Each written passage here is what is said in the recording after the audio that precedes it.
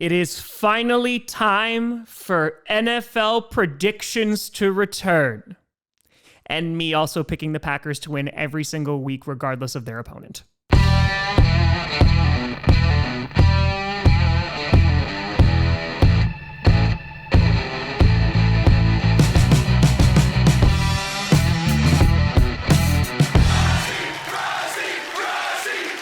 Grossi Posse Packer Nation. Welcome to an episode of Packcast, the podcast where you don't have to be a Packers fan, but it sure does help. I'm your host, Tom. Packers to the Super Bowl, and no, you can't tell me any differently. Grossi, and today, for the first time in the 2025-2026 NFL season, we will be breaking down and predicting each game in the Week 1 slate. Tomorrow is the kickoff between the Cowboys and the Eagles. We got a game on Friday that we will be showing here, also exclusively on this channel. Please check it out. And of course, the first Green Bay mother-loving Packers game of the season against the Detroit Lions. And so before we get started, a reminder that the link is in the description. If you want to join the free Pick'em League, you just need an ESPN account. We do it for free every single year. I think we are the largest non-corporation Pick'em League on the site this year. So yeah, join. It's a lot of fun. You can follow along. I'll tell you what my record is as the season goes along. You'll probably beat me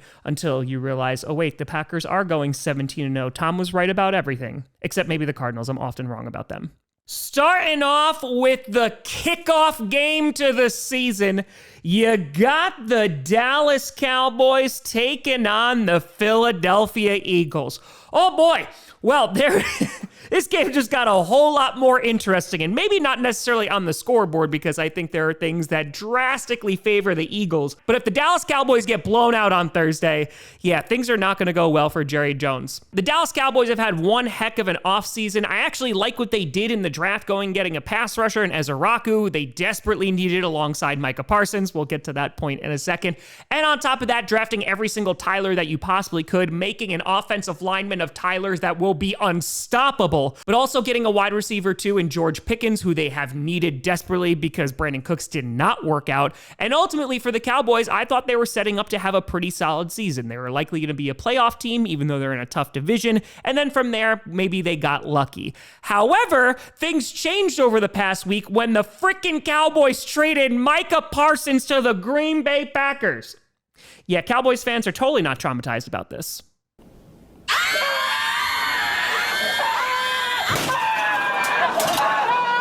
I know this is weird timing, but thank you again. That's right. The Dallas Cowboys dealt Micah Parsons in exchange for 2 first-round picks and Kenny Clark, who should be able to help stop the run, as Kenny Clark is a really good defensive lineman, and I will always miss Kenny Clark. However, he is coming off his worst statistical year. On top of that, that contract is not getting better every single season, and on top of that, he's 30 years old. But other than that, it was a great deal for the Cowboys. And ultimately, losing Micah Parsons is obviously not going to help the Cowboys in any way, shape, or form. And while you could criticize, hey, he doesn't really show up for big games, you talk about his sack numbers in the playoffs, the problem is you still have to get to the postseason. And as I mentioned before, you're in a very tough division going up against the Super Bowl champs in your first week. And so I don't know if that defense is going to get any better. And on top of that, with a brand new head coach in Schottenheimer, things might not be so great in Dallas, though I do still believe in their offense if they can get that run game going. But they're going to be taking on the reigning, the defending Super Bowl champs, the Philadelphia Eagles.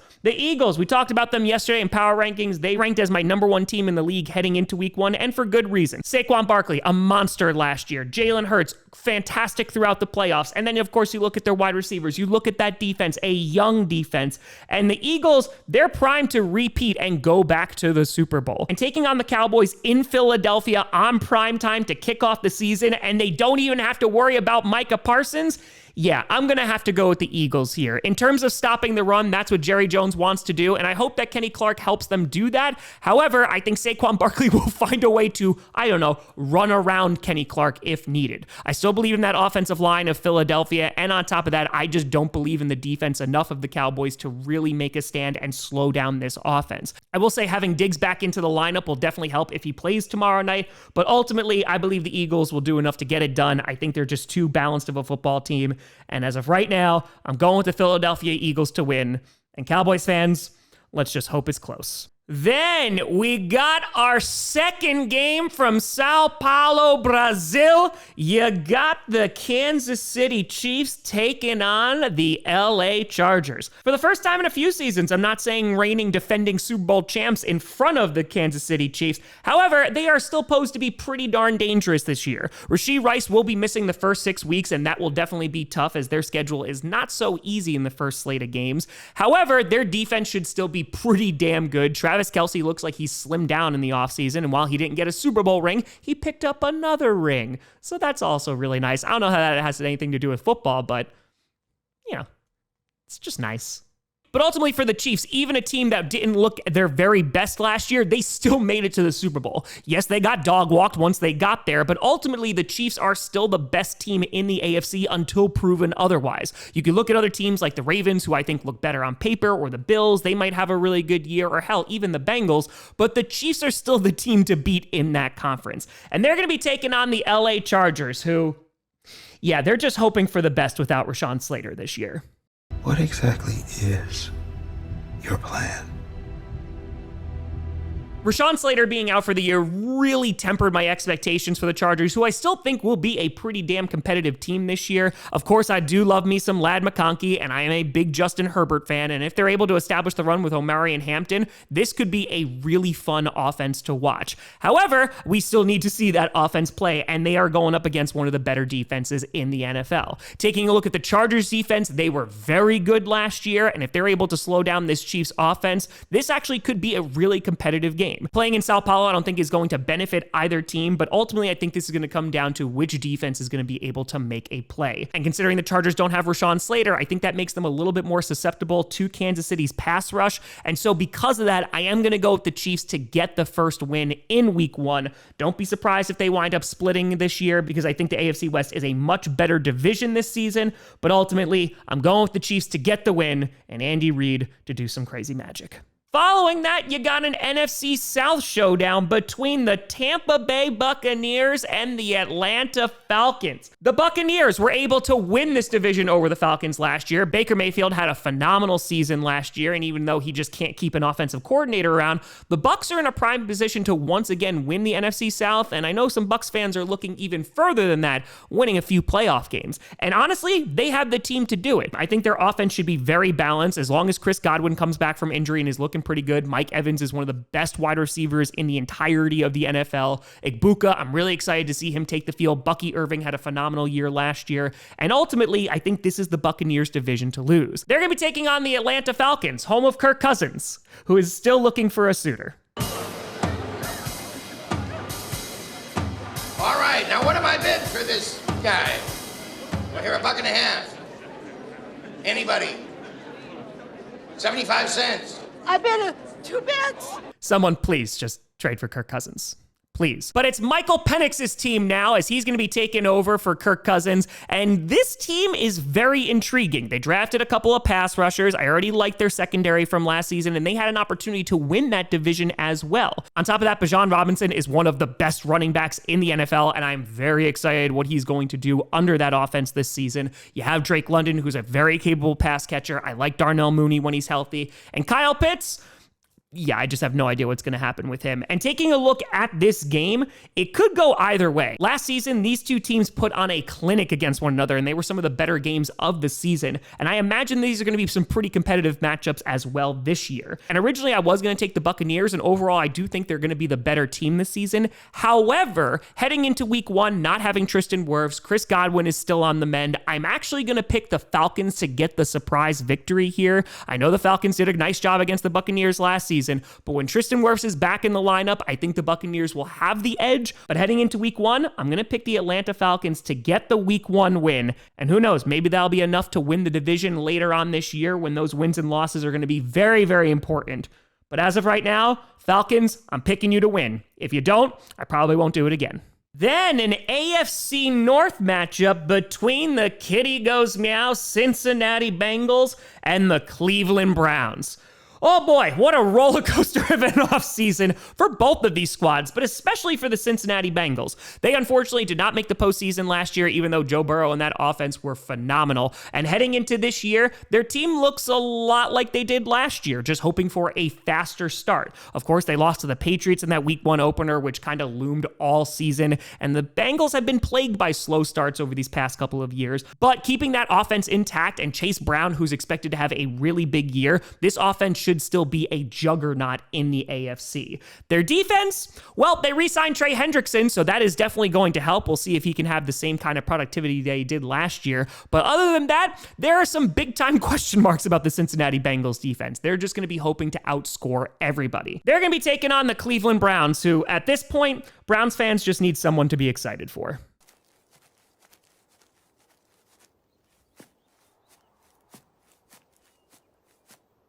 I don't know what it is, but you have got it. You're going to have Joe Flacco starting for Cleveland. Can he recapture that Flacco-mania magic?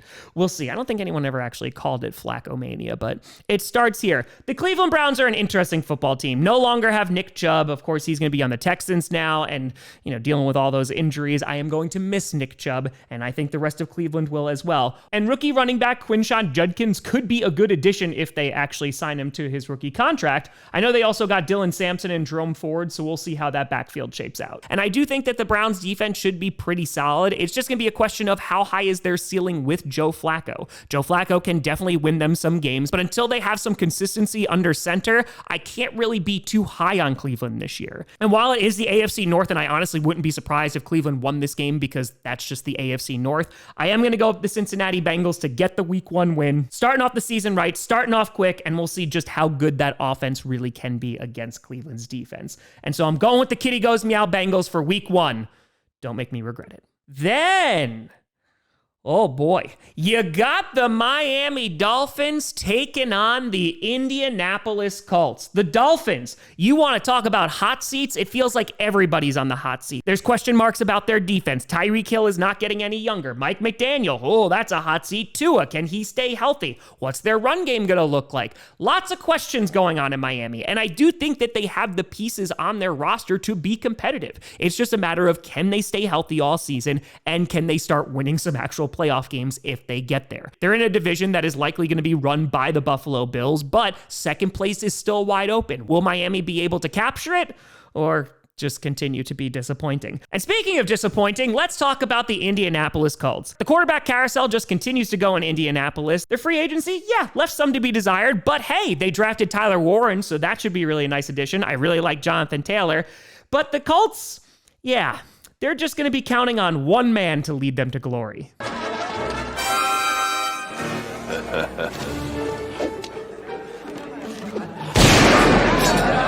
Yeah, it's Daniel Jones, so I don't know how well this is going to go. But Daniel Jones winning the starting job over Anthony Richardson, which is not good for just about anybody. And let me be very clear. I think Daniel Jones can win the Indianapolis Colts some games. It's just not great when your top 5 draft pick gets beaten out by Daniel Jones. So it's just not a good look. And for the Colts this year, I feel like there are so many question marks. The biggest one being, can Anthony Richardson take that starting job away from Daniel Jones? Because you just have an idea of what Jones's ceiling actually is. The good news is that you're in the AFC South. And so if the Colts somehow, some way go on a winning streak with Daniel Jones, they can mess around and win some freaking football games. Now, on the other hand, if they're trying to tank for Arch Manning, which I don't know about that one right now, that might not be so good. But ultimately, this is a prove-it year for the Colts, and might be just a prove-it year for their fans to see how much Colts football they can tolerate. But here, I am going to go with the Miami Dolphins to get a win. I do think if their offense gets humming along and Tua is healthy, they should be able to score on this Colts defense. And as of right now, with Daniel Jones leading the Colts, I can't say I'm too impressed with their offense. I think Jonathan Taylor will have a nice game, but ultimately, I'm going with the Dolphins to get the win, and maybe that hot seat will get a little bit cooler. Then you got a really intriguing matchup between the Las Vegas Raiders and the New England Patriots. The Raiders, They're an interesting football team this year. Yes, they went and got Geno Smith, but they also drafted Ashton Jeanty. After having one of the worst rushing attacks in football, the Raiders are hoping that they can just give it to Jeanty over 300 times, and he's going to magically fix that offense. Taking a look on the defensive side of the ball, of course, you have Max Crosby, whose extension is looking better and better every single second, but they also lost Christian Wilkins because, yeah, who the hell knows what's going on with that. So overall, what's their defense going to look like? Great question. Their offense, I definitely think will improve under Geno Smith. I like Pete Carroll, and even though he's a little bit older, he knows how to lead a football team. And with that Pete Carroll and Geno Smith connection, they might be able to string together a bunch of wins. And if their offensive line holds up and Genty's able to find some running lanes, who knows? Maybe they could even be a wild card team, but there is a long way to go for the Raiders. And as for week 1, the Raiders get to see their old friend, Josh McDaniels. Kill him. Kill him now. Ah, old friends. But the Patriots, they're in an interesting position here. People are talking about potential wildcard berths for the Patriots as they stacked up on wide receiver, going at Stephon Diggs, on protection and offensive line help for Drake May. And Drake May coming into his second year, we saw some flashes last year, but now we need to see the consistency. I love the fact that Mike Vrabel's now coaching this football team. The defense should still be really good. And we were talking about potential second place teams in the AFC East. The Patriots could fit that bill. And this is a big matchup to start off. You have both teams who are looking to climb out of their rebuild, and I think the Patriots have a good shot of winning this first game. Ashton Jeanty in his first game going up against that Patriots defense, that might be a bit of a challenge, and while the offensive line of the Patriots is definitely going to get tested by Max Crosby, and you know what? Mid-episode, I actually just changed my mind on who I think is going to win this game, because I do think this could go either way. I do think playing in New England is definitely going to benefit the Patriots. However, I do think the veteran leadership of Geno Smith is going to give the Raiders a slight edge here. I really do like the Patriots defense, and I do think that it's going to cause fits for Geno Smith and also Ashton Jeanty. However, I don't know, man. I had the Patriots originally, but I'm going to flip-flop and go the Raiders getting the win in week 1. The Patriots, I think, will win this game if they're able to establish the run with guys like Stevenson, but of course Hendrickson as well, who I'm very, very excited to see on this team. But if Drake May is able to keep his composure and also have some time in the pocket, I think the Patriots will be able to win, but I'm a man of my word, and I'm going to stick with the team that I just switched to, and I'm going to go with the Raiders to get the win. I think if Max Crosby can get some pressure against Drake May, that could cause some turnovers. And so Raiders, they get the W. And if I'm wrong, well, then just pretend I picked the Patriots like I did the first time. Following that, you got the Arizona Cardinals taking on the New Orleans Saints. The Cardinals, they should have a much better defense now, not only drafting Max Melton, brother of cornerback Bo Melton on the Green Bay Packers because he switched over. I liked Max Melton. I got to talk to him during the combine. Really, really nice guy. But on top of that, they go and get some premium pass rushers, courtesy of the Philadelphia Eagles. Marvin Harrison Jr. has been lifting. Trey McBride was a phenomenal tight end last year. And the Cardinals, maybe my prediction of them being a dark horse can finally come true. They're going to be taking on the New Orleans Saints. And spoilers, I'm probably not going to be picking the Saints a lot this season. And Saints fans, yeah, they're just trying to hype themselves up this season. But my life is good. Really good.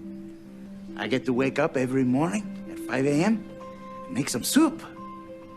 It's the best. Don't worry, you could potentially get Arch Manning. I'm so sorry. The Saints are in a weird place. They've been trying to rebuild for a hot minute now, and by hot minute, I mean ever since Drew Brees left, and they have not done the best of jobs. They drafted another offensive lineman in the first round. Hopefully it works out this time, and there's some quarterback question marks. You got Spencer Rattler with the start here, and yeah, it's just really difficult to get excited about the Saints. I like Chris Olave. Kamara can still run the football. It's just a matter of, is the rest of that offense going to be efficient enough to score some points? And here, I don't think that's going to be the case. And so because of that, I'm going to go with the Arizona Cardinals to get that week 1 win. And if you lose to the Saints Cardinals, then I have nothing else for you.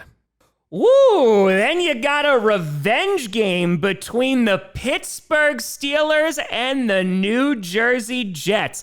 The Steelers making all the moves in the offseason, of course, bringing in DK Metcalf from Seattle, and of course, Aaron Rodgers, because they rocked with Russell Wilson last year and were like, that worked so well. Let's do it again with Aaron Rodgers. He's going to be going up against his old team, the New Jersey Jets, which I'm sure Jets fans still have lots of thoughts about Aaron Rodgers. You're a liar, you're a swindler, you're a grifter, you're a scammer, you're a schemer. And heading into this year, of course, we have our secret weapon in Jonnu Smith because Arthur Smith absolutely loves this guy. But in all seriousness, I think the Pittsburgh Steelers are going to be competitive. Yes, they're in a tough division, but their defense should still be pretty damn good, and their offense with Aaron Rodgers should at least be serviceable. I love Jaylen Warren so much in the way that he runs the football. Them losing Najee Harris really doesn't do anything for me. And ultimately, if the Steelers can find their groove and Aaron Rodgers can play pretty solid and they can have some protection around him, they could potentially be a wild card team. The problem is that if you're a Steelers fan, this has been the case now for how many years? Mike Tomlin is able to drag your team into a winning record, and then you draft around the same exact spot every single year.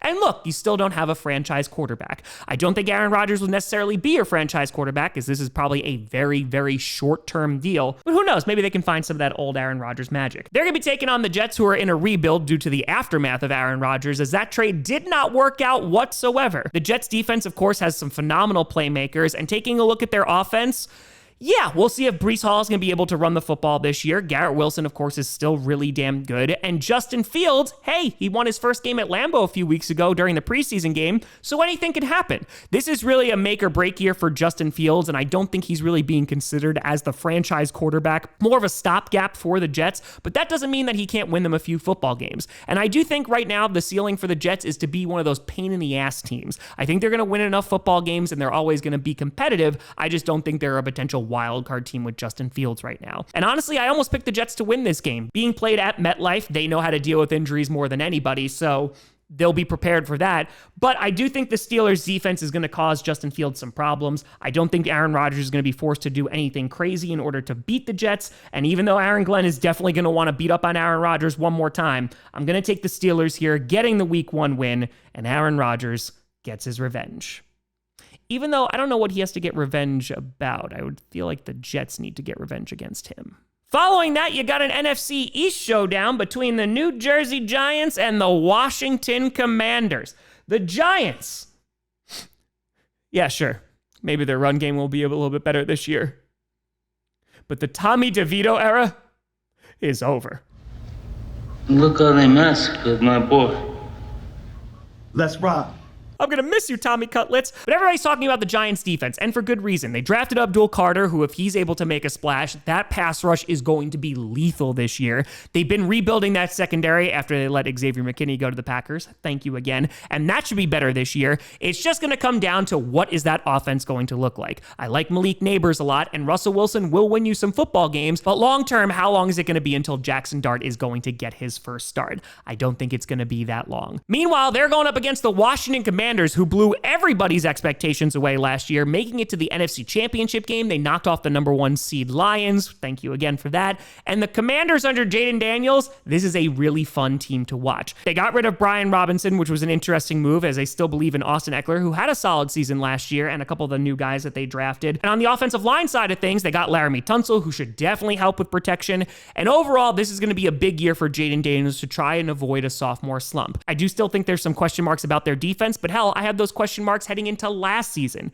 And so overall, I think the Commanders will still be a very good football team this year. I still think they're going to be a playoff team. It's just going to be a matter of can they get back to the NFC Championship or even over that hump.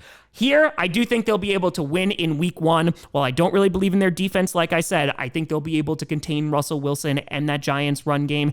And if Jaden Daniels does what he does best, even if he's flushed out of the pocket, he's still pretty damn good there. And so I'm going with the Commanders to get the Week 1 win here. And for Giants fans, Godspeed with Russell Wilson. Following that, you got a battle of the kitty cats as the Carolina Panthers take on the Jacksonville Jaguars. And this is actually a really interesting game, as both of these QBs, they're looking for some respect this season.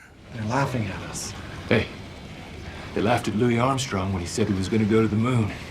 Now he's up there, laughing at them. Bryce Young finished last season looking pretty darn good, as there is a whole bunch of optimism heading into this season. We're actually excited about the Panthers wide receiver core, which is pretty crazy. They don't have Adam Thielen anymore, but drafting McMillan could potentially unlock Bryce Young, or at least that is the hope. They're rebuilding that defense, and overall, they're in a winnable division. I don't think they're going to win the NFC South, but at the very least, they should be able to beat the Saints, so that's something. They're going to be taking on the Jacksonville Jaguars, who, oh boy, had a disappointing season last year, and it's really just been disappointing ever since they lost in that divisional matchup against the Kansas City Chiefs. Trevor Lawrence dealing with injuries last year, Christian Kirk no longer on the team, they fired their head coach, they brought in Liam Cohen, who did a really terrible Duval.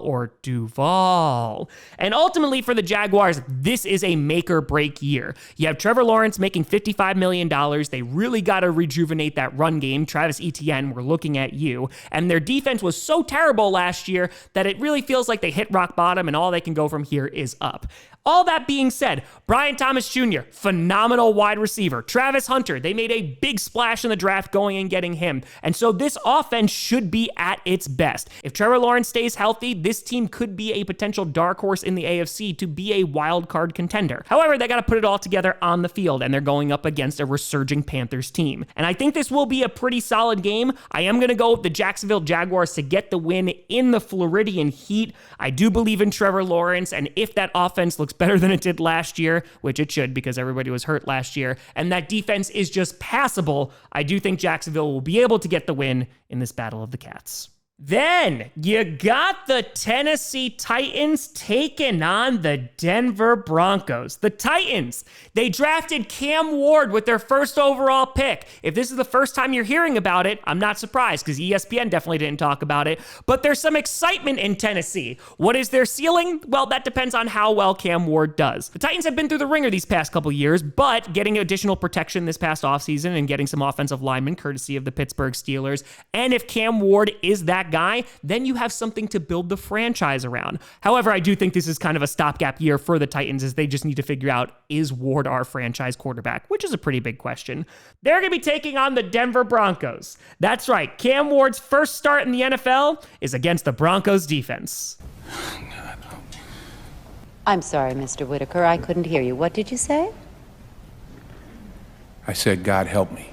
I'm so sorry, because expectations are pretty damn high for the Denver Broncos this year. Their defense is expected to be one of the best in the NFL. Of course, they have PS2. They drafted Barron. They got a whole bunch of old 49ers players, and that defense could be a top 5 unit heading into this season. Taking a look on the offensive side of the ball, Bo Nix coming into his second year. We're going to kind of see what strides he can take. They actually have a tight end to throw to in Evan Ingram. They should have a run game in RJ Harvey. And all these things put together, there's a lot of ifs and question marks, but I think they could be a very balanced football team.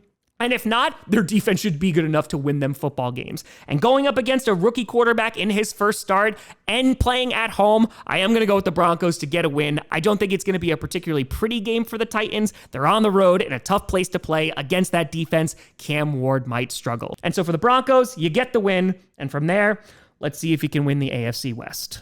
Then an NFC West matchup between the San Francisco 49ers and the Seattle Seahawks. The 49ers, oh boy, a terrible season last year in which everybody and their mother was on IR. They lost some guys in free agency, and there's lots of question marks, but Brock Purdy got paid. And if Brandon Ayuk can come back and he's healthy, and if CMC is healthy, and if that offensive line can stay healthy, you see all the ifs. But if all those question marks turn into check marks, the 49ers could be pretty good this year. I feel like the 49ers are just trying to get back into their groove of, hey, we were a Super Bowl team, we went to the Super Bowl twice, and we weren't able to get the win. Shanahan's still a very good coach, and with the easiest schedule this year, like I said, if everybody's healthy, the 49ers can string together some wins. They're going to be going up against the Seattle Seahawks and brand new QB Sam Darnold, who's out to prove only one thing this year.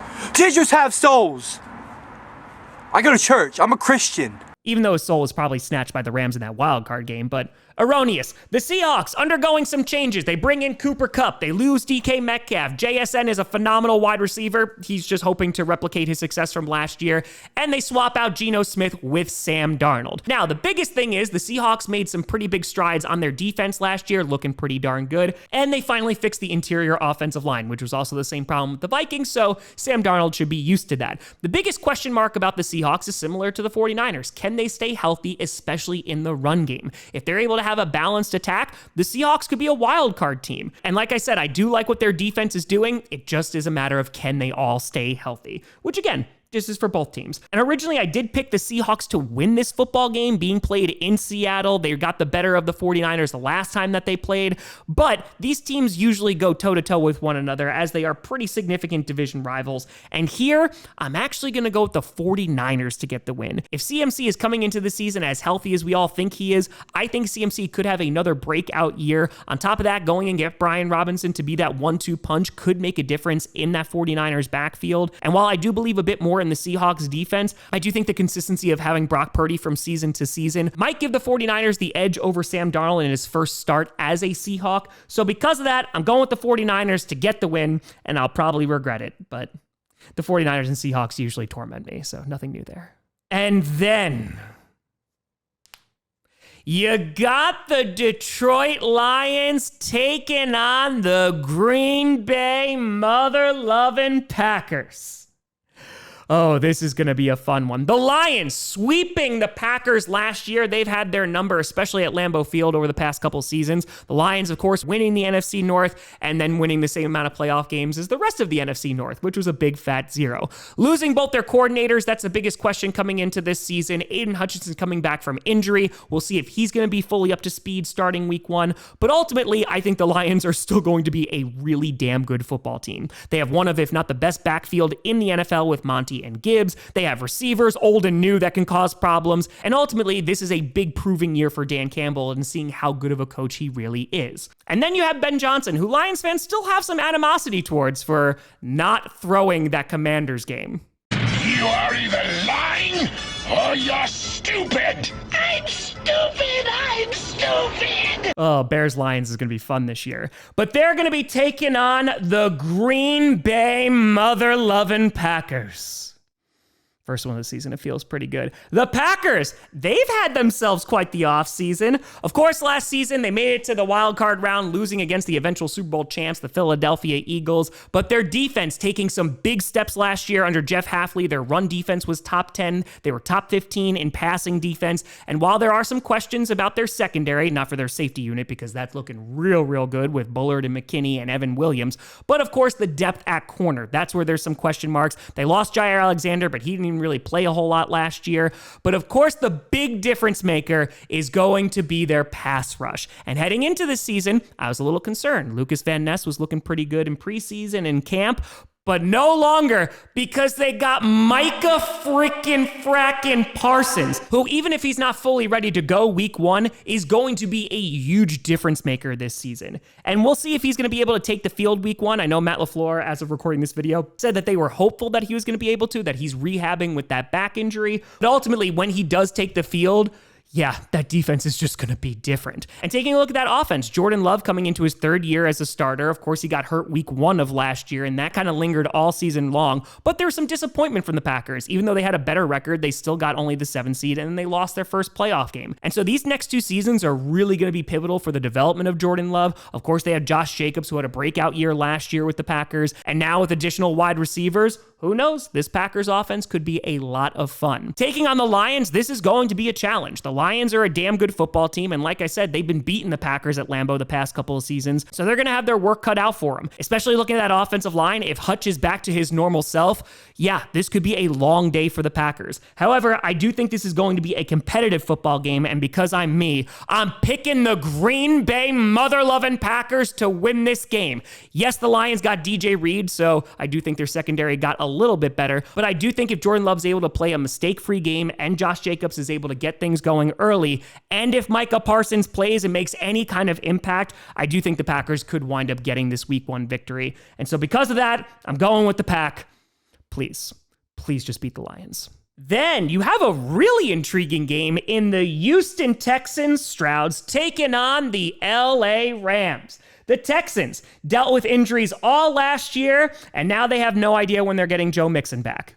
Okay, but I set the building on fire. And listen, I'll be the first one to say I was dead wrong about Joe Mixon. I thought him going to Houston wasn't going to do anything, and he actually had a really nice season last year. And as we mentioned before, there were a litany of injuries with the Texans, of course, at the wide receiver position. But on top of that, they lost some offensive linemen this past offseason. Laramie Tunsil, I think, is a pretty big loss. I know Texans fans will point to his locker room antics, or we'll talk about the fact that he commits lots of penalties, but he's a pretty damn good starting left tackle. And they lost Kenyon Green, who when he left, I said they didn't lose anything, and then he got cut from the Eagles. So yeah, I still stand on my point. But the Texans are looking to win the division once again this year, and honestly, it's their division to lose. CJ Stroud had a little bit of a sophomore slump last year, but I'm excited to see what his progression is going to be. They got Nick Chubb. We'll see if he'll make a difference in that backfield, and I really, really like their secondary. They're going to be taking on the LA Rams, who expectations are pretty high for them this year. They got Devontae Adams in free agency, which I really like. They lost Cooper Kupp, and they brought back Matthew Stafford, who is dealing with some back injuries, and I think that's my major concern this year. If they're able to have a good run game and Matthew Stafford's able to be healthy, I think they can win the NFC West. Their defensive line and pass rush is one of the best in football, and while I do have some questions about their secondary, I do think constantly getting after the quarterback and maybe a weaker offensive line like the Texans have, it could be a tough game for the Strouds. And so because of that, I'm actually going to go with the Rams to get the win here. It is being played at home, and like I said, the big thing here is if Matthew Stafford is healthy, because the Texans can generate some damn good pressure too, so it's really going to come down to which quarterback can make a play or which run game can make a difference here on Sunday. But I'm going to go with the Rams to get the win here because I think they have a little bit of a better backfield at this current moment, and if Matthew Stafford's able to connect with guys like Puka Nacua or Devontae Adams, they should be able to get the win. I'm sorry, Strouds. Then on Sunday Night Football, you got one of the best matchups of the week. And of course, a repeat from last year's divisional matchup. You got the Baltimore Ravens taking on the Buffalo Bills. The Ravens had a phenomenal season last year. Lamar Jackson played like an MVP, didn't win it because of Josh Allen. And Derrick Henry is the ageless wonder. They kept Stanley, which is really, really important for that offensive line. And the Ravens on paper, I think, are one of the strongest teams in the AFC. However, the last time they visited Buffalo, things did not go so well, and it might be a bit of an awkward game for Mark Andrews. Don't worry.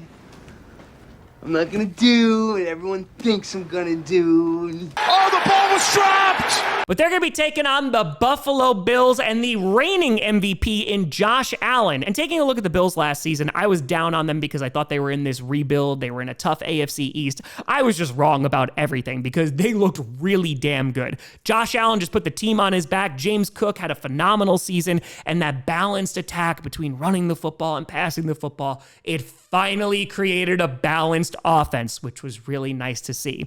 Looking at the defensive side of the ball, I'm a little worried about their pass rush. Joey Bosa, yeah, we'll see if he can take the field. And of course, Hairston missing those first few games is not going to make that secondary any better. And so if there's a time for the Ravens to take advantage, it might be week 1. And so while Josh Allen and the Bills were victorious over the Ravens the last time that they met, I'm actually going to go with the Baltimore Ravens here. If Jair Alexander is able to play, that's going to really help their secondary, which I know at corner was a bit of a weak spot for the Ravens last year, though it did get better as the season went along. But I really believe in their safety unit. And on top of that, I just don't know about the Bills defense, if they're going to be able to slow down Lamar Jackson and Derrick Henry. If they are able to contain that run game, then the Bills should be able to win. But I'm going to go with the Ravens to get the last laugh, at least in week 1. I would not be surprised if these two teams meet again in the postseason. And who knows what that outcome will be, but I'm going with Baltimore for week 1. And finally, an NFC North showdown for the first Monday Night Football game of the season.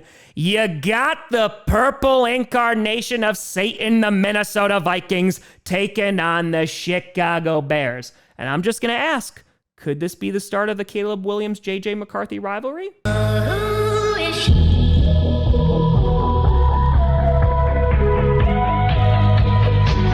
I'm really going to enjoy this game because whoever loses, I'm just going to laugh really hard. The Minnesota Vikings rolling with J.J. McCarthy this year, who is the biggest question mark on the team. They have one of the best supporting casts in the NFL. They have a good run game, bringing in Jordan Mason from the 49ers. Aaron Jones had a good year last year. No, I don't want to talk about it. Making that interior offensive line better, which they needed to after that Rams game. And of course, Brian Flores has transformed that defense. They just blitzing everybody. And so if J.J. McCarthy is good, the Vikings should have a pretty pretty damn good season after winning all those games last year. They're going to be taking on the Chicago Bears, who once again are off-season champs until the Micah Parsons trade, and they're going to be looking to make some noise. Of course, they beat the Green Bay Packers last January at Lambeau, which I have not heard the end of, and now it's put up or shut up time. They went out and got Ben Johnson, who was the hottest free agent coach that you could have possibly got. They brought in Dennis Allen at DC, and the fact that Eberflus is gone and Caleb Williams might actually learn how to play football now, everything's looking up for the Bears. They built up the trenches, they drafted another tight end, and I think now is make or break for Caleb Williams. There are a ton of expectations and a lot of hype behind him. Can he match those expectations? He's going up against a pretty damn good defense to start, so we're going to see how good those additions to the offensive line really are. And while I do have some concerns about Swift and the Bears' run game, I ultimately think the Bears are going to be a better team than last year, and if not, then they might just burn Soldier Field down, which I guess works because they're going to be building that new stadium anyway, because they're going inside. Quitters. But this game should actually be pretty darn good. I almost went with the Bears because it's being played in Soldier Field, because everybody's a whole bunch of wusses besides the Bears and the Packers, because they're the only NFC North teams that play outside anymore. But I'm actually going to go with the Minnesota Vikings here. And yes, that does hurt me. And again, even if I'm wrong and the Bears win, I get to laugh at the Vikings. So it's really a win-win for me. But I do think the Vikings have an overall stronger roster. JJ McCarthy is the new quarterback in town, but being able to lean on a good run game, and if they have some protection to open up some running lanes and give some time for JJ McCarthy to throw the ball, I do think the Vikings should be able to win this game. Like I said, we're going to see that offensive line of the Bears really, really tested, and we're going to see Caleb Williams, who's in a brand new scheme, has to learn Ben Johnson's brand of football. I think there might be some growing pains with the Bears. And so while I think the Bears might be a team that gets better as the season goes along, I'm going to go with Satan to get the first win here on Monday Night Football. And if they tie, even better. But let me know what you think down in the comments below. Who do you got winning week 1? A reminder to join the free Pick'em League if you are interested. Link is in the description. But let me know. You can always find me at TomGrossiComedy.com, and a big shout out and thank you to all the Patreon and YouTube members for supporting this channel. And thank you so much for watching. Folks, football's tomorrow. We frickin' made it. I'm Tom Grossi. And as always, go Pack Go.